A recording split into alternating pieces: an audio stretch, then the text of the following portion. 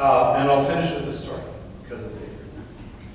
I know a young woman who believed in reincarnation. It brings me to one of the topics, reincarnation. Believed in reincarnation. And a friend of ours died, and we were on the way to that person's funeral. And I had to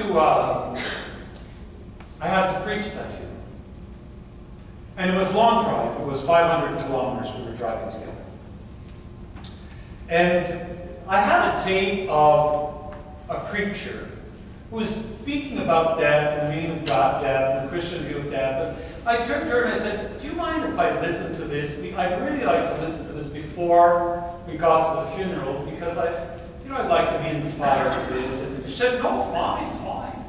So I put it in, and I listened to this. And in the talk, the priest is speaking about purgatory. And he's speaking about purgatory exactly like I've spoken about it tonight. Purgatory is that state in which we are slowly transformed to the point where we can fully be open to God's love. And the great majority of us will need to go through that. We'll need to go through that in order to. But let's not imagine it as fire. Let's not imagine, and this is the problem. If we start talking about purgatory, people say, oh, fire and punishment and suffering and everything. No. What it is, it's God's purifying love, bringing us to the point where we can be fully open to that love, and that is the glory of heaven. And so he's talking about it. And at the end of the tape, I stopped the tape, and we're driving along in silence. And then I turned to my friend and I said, what are your thoughts about that tape? And she looked at me, she says, do you think that's true, what he said about purgatory? And I said, yeah.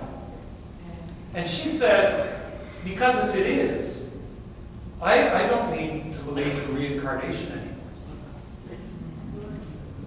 If what was said about purgatory is true, I don't need to believe in reincarnation anymore. And I said, what do you mean?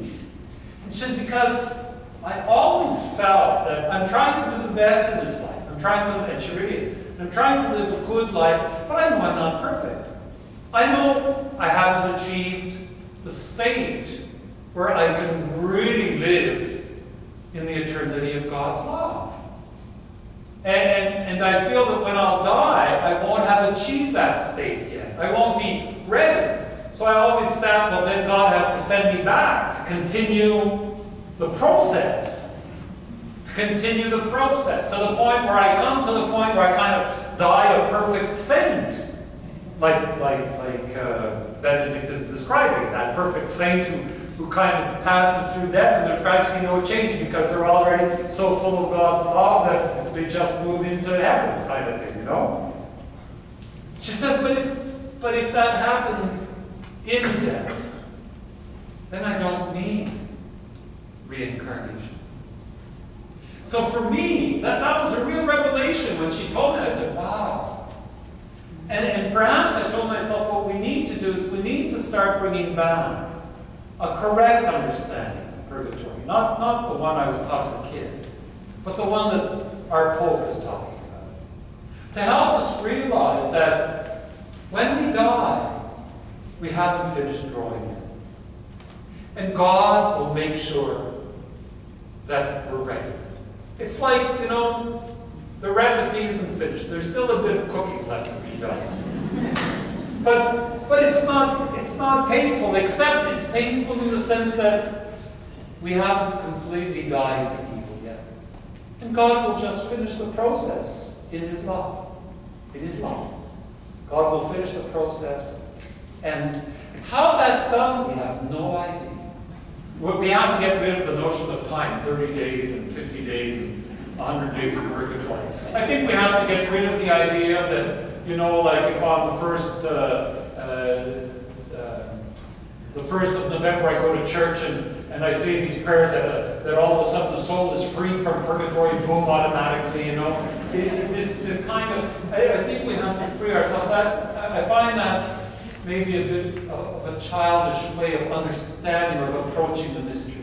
What we believe that as a church, our prayer for the dead does somehow support that process and helps that person through that process and somehow helps them achieve that state which we call heaven, which is the perfection of love of God. So I end with that story that maybe we need to kind of go back and to think about the meanings of life after death. I think we have a rich tradition to share. I think we need to explore it and to enrich ourselves with it and to continue going. Those of you who like the internet, go to the Vatican website, vatican.va, click on Benedict XVI, and you'll see under his name there's encyclicals. Click on encyclicals, and there are only 3. The second one is on hope. Click on that, and towards the end of it, you'll find that beautiful passage where he speaks about heaven, purgatory, hell, and the hope which is ours. It's a beautiful, beautiful text. Thank you very much for your presence here this evening.